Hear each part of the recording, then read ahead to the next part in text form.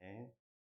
오늘 하나님께서 우리에게 주시는 말씀은 출애굽기 4장 1절부터 8절까지의 말씀입니다. 출애굽기 4장 1절부터 8절까지 말씀입니다.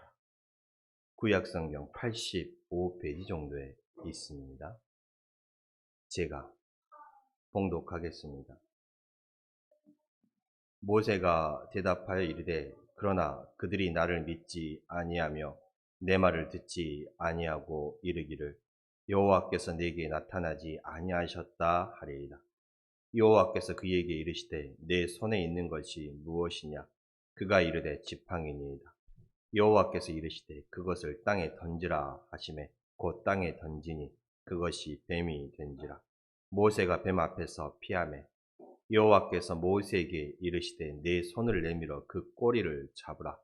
그가 손을 내밀어 그것을 잡으니 그의 손에서 지팡이가 된지라. 이는 그들에게 그들의 조상의 하나님 곧 아브라함의 하나님, 이삭의 하나님, 야곱의 하나님 여호와가 내게 나타난 줄을 믿게 하려 함이라 하시고, 여호와께서 또 그에게 이르시되 내 손을 품에 넣으라 하시매 그가 손을 품에 넣었다가 내어보니 그의 손에 나병이 생겨 눈같이 된지라. 이르시되 내 손을 다시 품에 넣으라 하시매 그가 다시 손을 품에 넣었다가 내어보니 그의 손이 본래의 살로 되돌아왔더라. 여호와께서 이르시되 만일 그들이 너를 믿지 아니하며 그 처음 표적의 표징을 받지 아니하여도 나중 표적의 표징은 믿으리라. 아멘. 예, 오늘 우리가 함께 나눈 말씀은 이제 수요 예배 때 함께 오신 분들은 한번 또 함께 나누었던 말씀이기도 합니다. 이 말씀을 다시 한번 나누면서 은혜를 받고자 합니다. 요셉의 때에 야곱의 아들이었던 요셉의 때에 애굽으로 이주해 온 약 70여 명 가량의 야곱의 가족들은 어느덧 이 애굽 땅의 고센이라는 지역에 터를 잡고 살아간 지 400여 년의 시간이 흘러가고 있었습니다.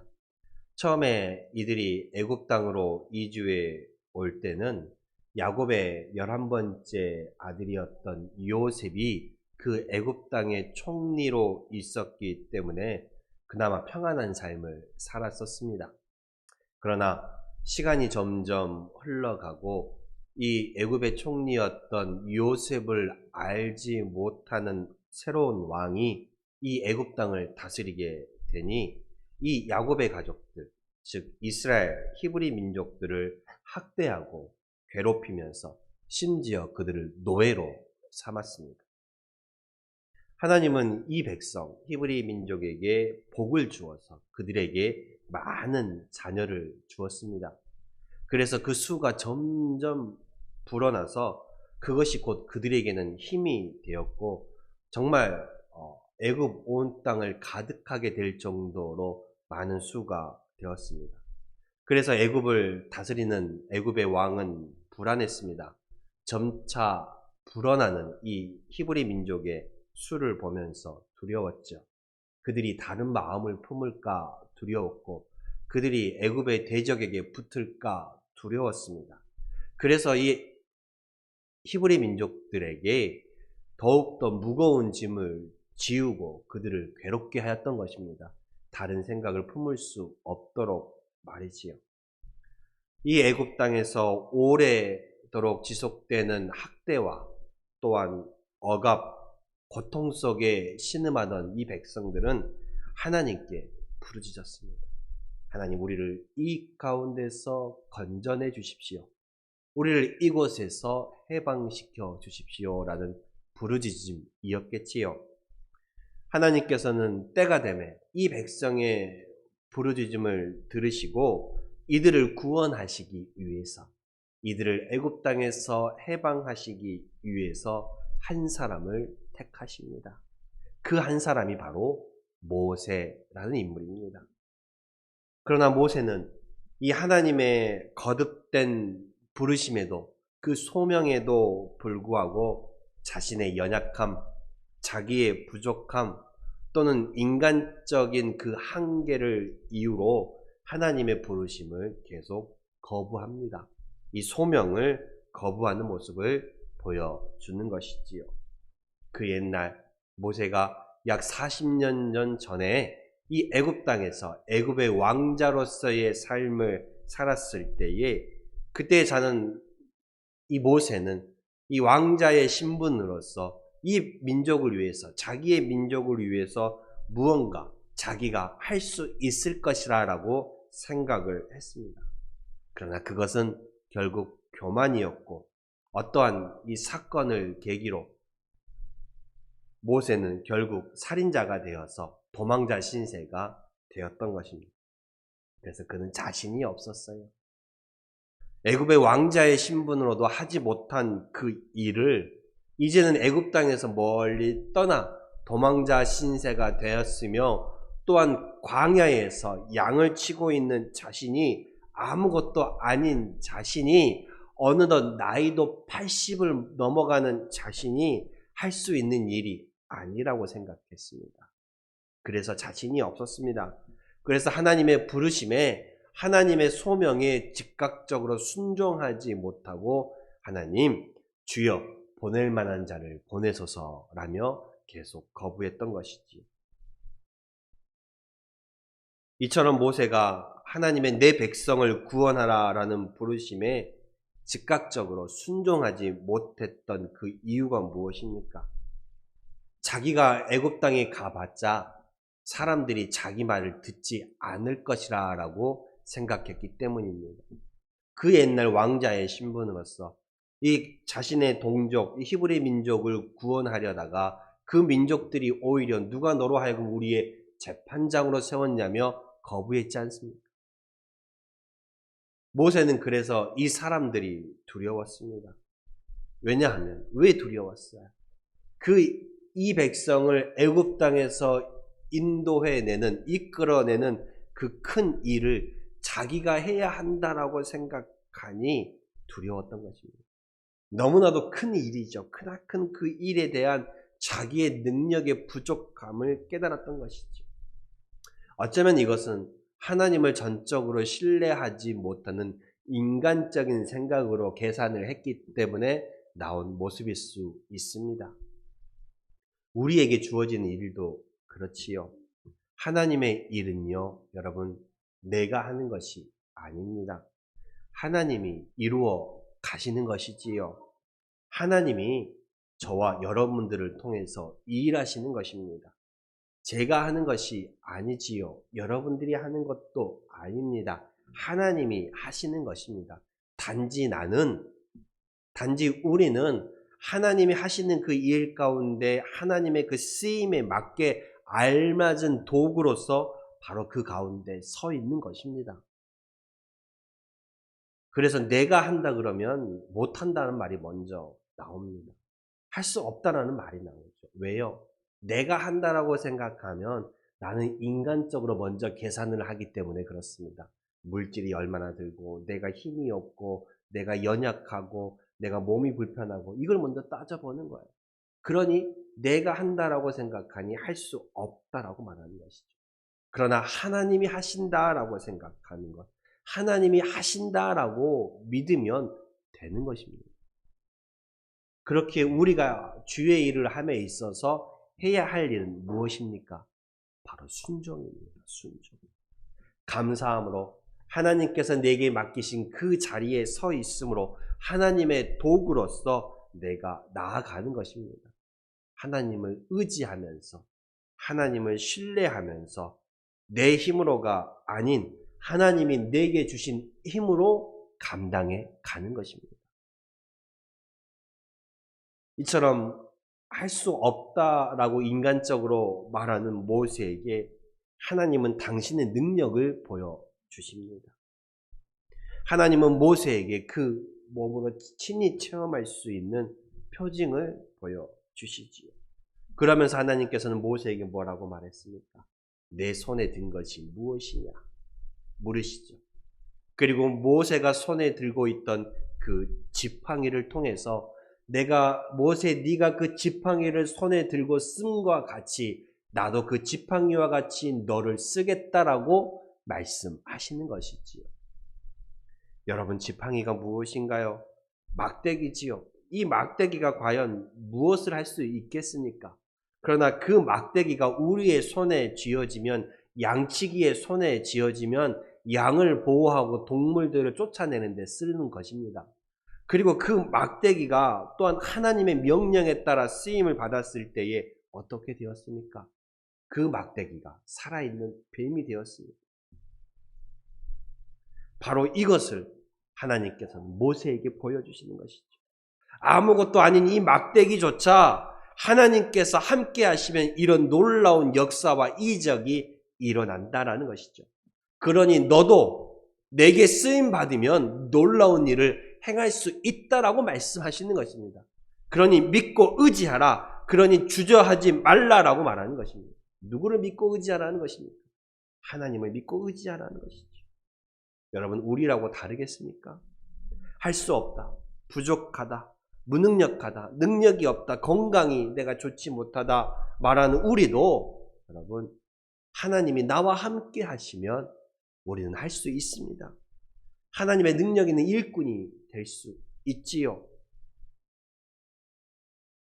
모세가 광야에서 양을 치는 그 모습은 어쩌면 빼짝 마른 모세가 손에 들고 있는 그 지팡이와 같은 모습일 수도 있습니다.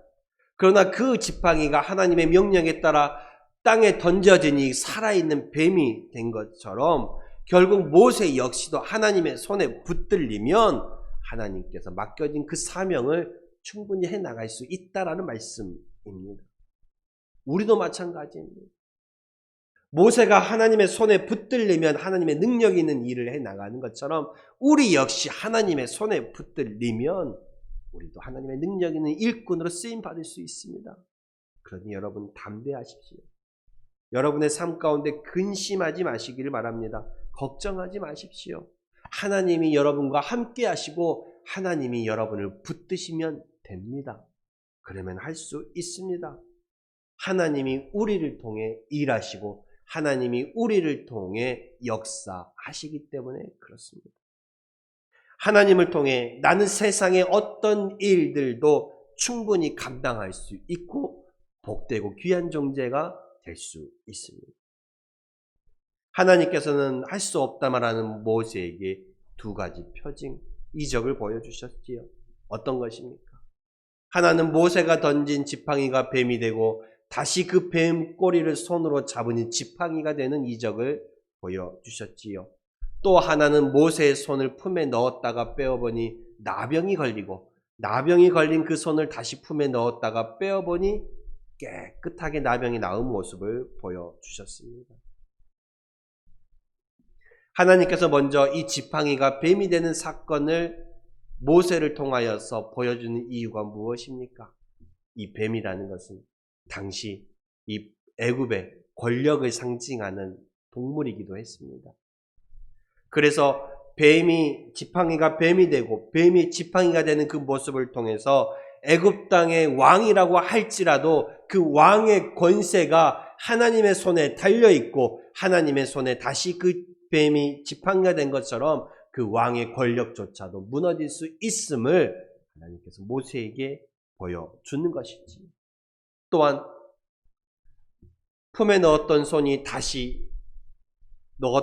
나병이 걸리고 나병이 걸린 그 손을 다시 품에 넣었다가 빼어보니 깨끗하게 온전하게 되었던 것을 통해서 정말로 하나님께서 우리의 생사화복을 주관하고 있음을 보여주는 것입니다. 여러분, 당시의 나병은 불치병이었습니다. 심지어 사람들은 나병에 걸린 사람을 저주받았다라고까지 말하고 생각했습니다. 사람들이 무서워하는 질병 가운데 하나였지요. 얼굴이 흉측하게 변하고 살이 썩어 들어가니까요. 이러한 나병이 생겼다가 이 나병조차도 깨끗하게 나아지는 그 모습을 보여주면서 우리의 살아있음과 죽음이 하나님께 달려있음을 보여주는 것입니다. 인간의 그 질병과 삶과 죽음조차도 하나님께서 해결하실 수 있음을 우리에게 분명히 보여주는 것입니다. 이를 통해서 나의 참된 구원자가 하나님이심을 모세를 통하여 이 백성에게 오늘 이 말씀을 보는 저와 여러분들에게 하나님께서 보여주시는 거죠. 우리의 생사화복이 하나님의 손에 달려 있음을 오늘 저와 여러분들에게 말씀하시는 것입니다. 그렇습니다.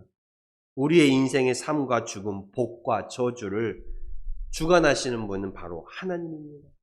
그러니 우리가 누구를 두려워해야 하겠습니까?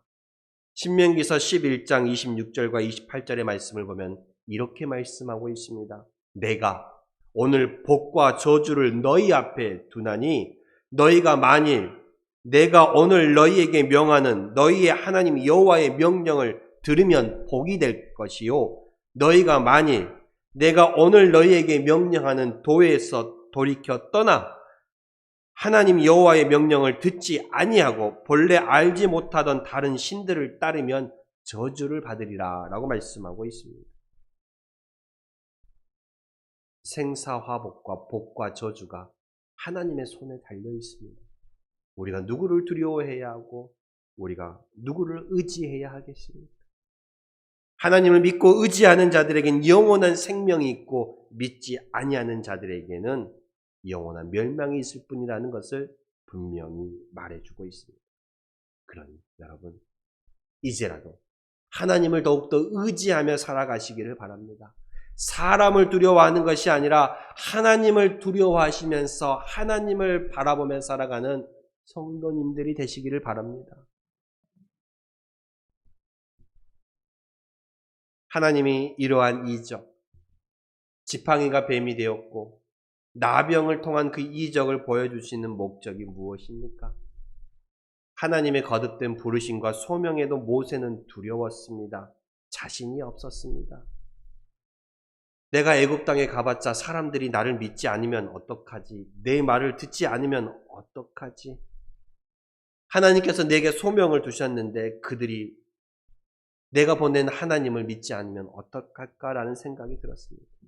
바로 그러한 모세에게 하나님은 말씀하시는 것입니다. 내가 바로 너를 보낸 사람이다.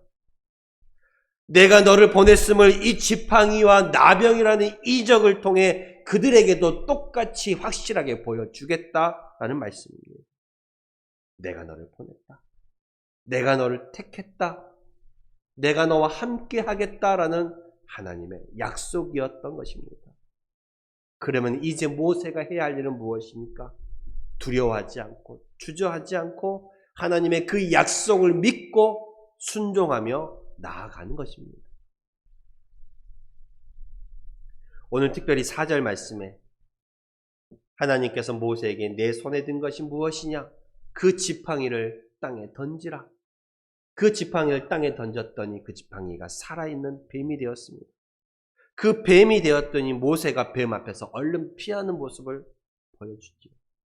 그러면서 하나님은 또 모세에게 뭐라고 말씀하십니까? 그 꼬리를 잡으라. 그 꼬리를 잡으라 말씀하십니다. 여러분,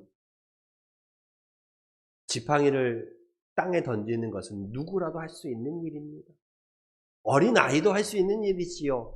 나무를 땅에 던지는 것은 누구나도 할 수 있는 일입니다. 그러나 살아있는 뱀의 꼬리를 잡는 것은 다른 일입니다. 결코 쉬운 일이 아니죠.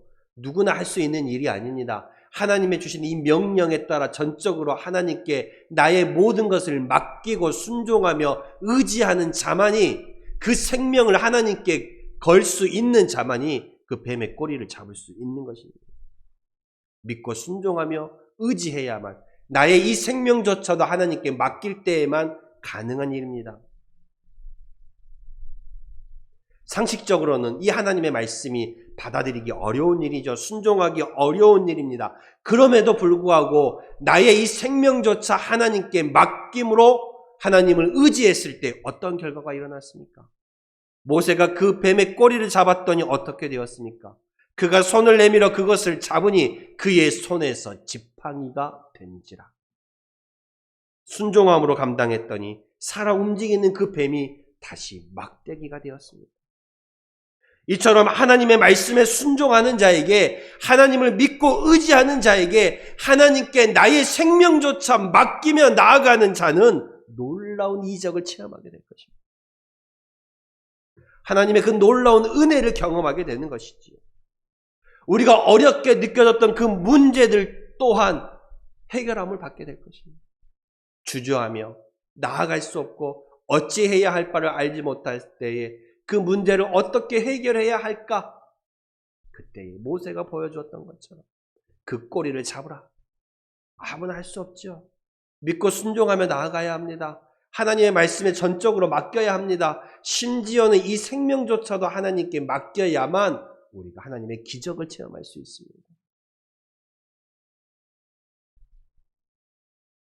순종하십시오. 믿고 맡기십시오. 그리할 때 놀라운 일이 저와 여러분들에게 일어날 줄로 믿습니다. 하나님께서 채워주시는 그 풍성한 은혜를 경험하게 될 것입니다. 예수님께서 마태복음 17장 20절에 말씀하셨습니다. 이르시되 너희의 믿음이 작은 까닭이니라.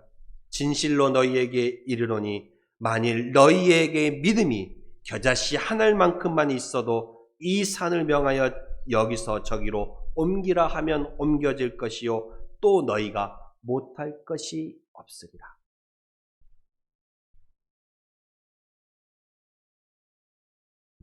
여러분의 문제들 인간적으로 생각하면 방법이 없습니다. 그럴 때도 있지요. 어떻게 해야 합니까? 오늘 모세가 보여주고 있습니다. 하나님이 말씀하고 있습니다. 뱀의 그 꼬리를 잡으라라고 말씀하신 것처럼 전적으로 하나님을 믿고 의지하면서 심지어 이 생명조차도 내가 하나님께 걸겠다라는 믿음과 확신으로 나아갈 때 여러분의 삶 가운데 놀라운 하나님의 역사를 경험하게 되실 줄로 믿습니다. 기도하겠습니다.